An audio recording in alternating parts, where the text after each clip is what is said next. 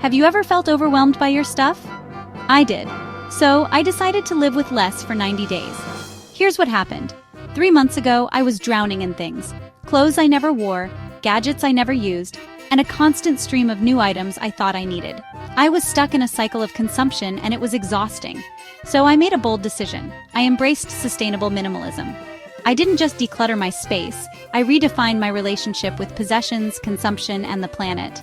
Over the next 90 days, I learned more than I expected. In this video, I'll share the highs, the lows, and the surprising lessons I picked up along the way. Sustainable minimalism isn't just about owning fewer things. It's a total mindset shift. Think of it as decluttering your life and values at the same time. At its core, it's the idea that everything you own should serve a purpose, and not just take up space. It's not about having empty rooms or living like a monk. It's about being super intentional with what you allow into your life, physically, emotionally, and mentally. You prioritize quality over quantity. You choose reusable over disposable. You think twice before buying something because it's trendy, cheap, or on sale. And here's the big difference. It's not just minimalism, it's sustainable minimalism. That means how you live and consume also reduces harm to the planet. It's being mindful of the environmental cost of what you own, who made it, what it's made from, how long it lasts, and where it goes when you're done with it. It's less about looking minimalist and more about living intentionally and ethically. And honestly, that's what drew me in. I wasn't trying to win some Pinterest perfect aesthetic. I just wanted to feel better, live lighter, and make smarter, more responsible choices aligned with my values. Okay, let's rewind to the very beginning.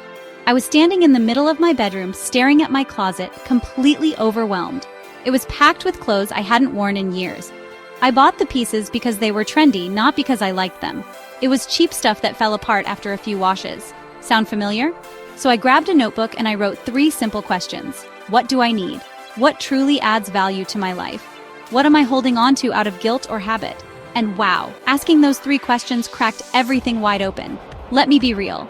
This wasn't an overnight transformation. I didn't just Marie Kondo my life in a weekend. I started small. My wardrobe first. I laid everything out, piece by piece. If I hadn't worn it in 6 months or more, it would have gone in the maybe pile.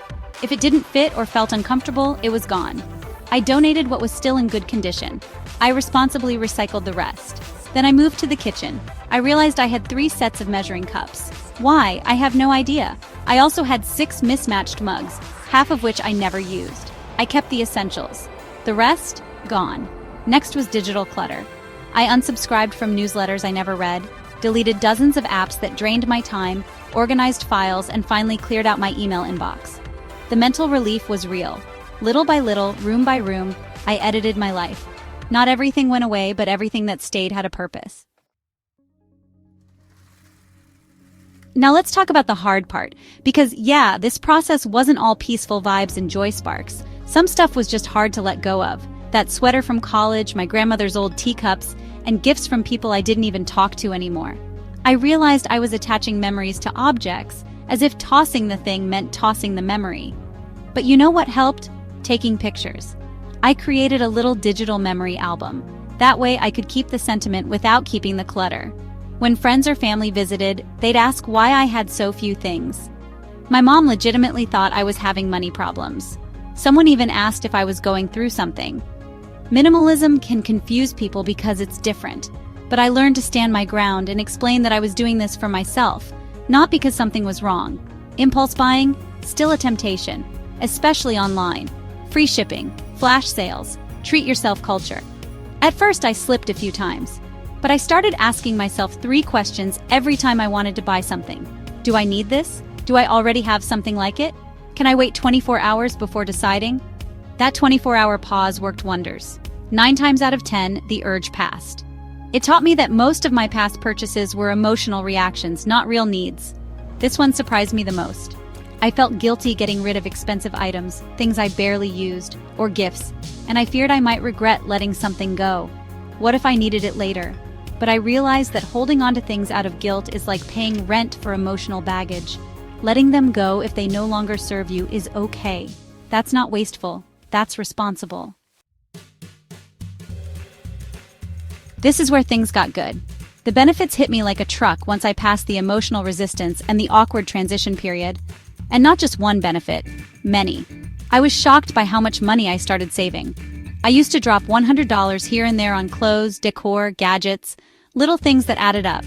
Once I started buying less, my bank account started growing.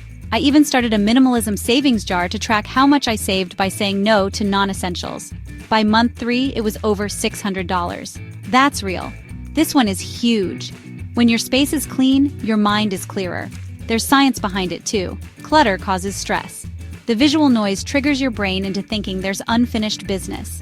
Once I cleared out the excess, I felt calmer at home. I could think more clearly. I focused better. It felt like breathing room for my brain. Sustainable minimalism made me more intentional overall. I cooked more instead of ordering takeout, walked or biked instead of driving everywhere, started composting, bought secondhand, and shopped locally. It wasn't just about stuff, it was about lifestyle. When you live with less, you appreciate more. I noticed the quality of my relationships improved. I had more time for people.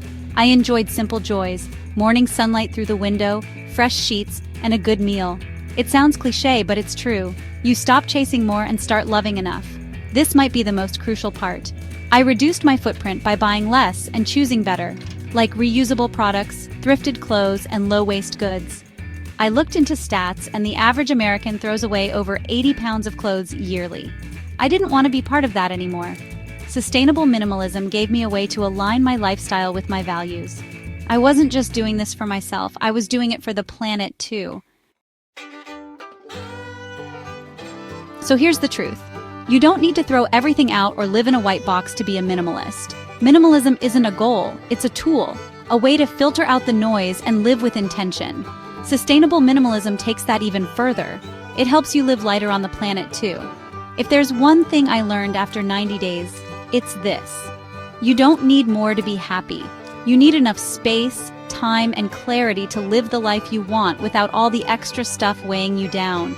And I promise you'll never want to return once you start. The biggest lesson, less really is more. Living with less doesn't mean sacrificing happiness. It means making room for what truly matters. It's about being intentional with your choices, aligning your actions with your values, and creating an authentic and fulfilling life. So, would I recommend sustainable minimalism? Absolutely. It's not about depriving yourself. It's about enriching your life by focusing on what truly matters. It's about living intentionally, reducing your environmental impact, and finding joy in simplicity. If you're overwhelmed by your stuff or schedule, it may be time to try living with less. Start small, declutter a drawer, a shelf, a room. Ask yourself, does this add value to my life? If not, let it go. You might be surprised at how much lighter and freer you feel. If you're ready to simplify your life and live more intentionally, check out my next video on 5 easy steps to start sustainable minimalism today. Trust me, you won't want to miss it.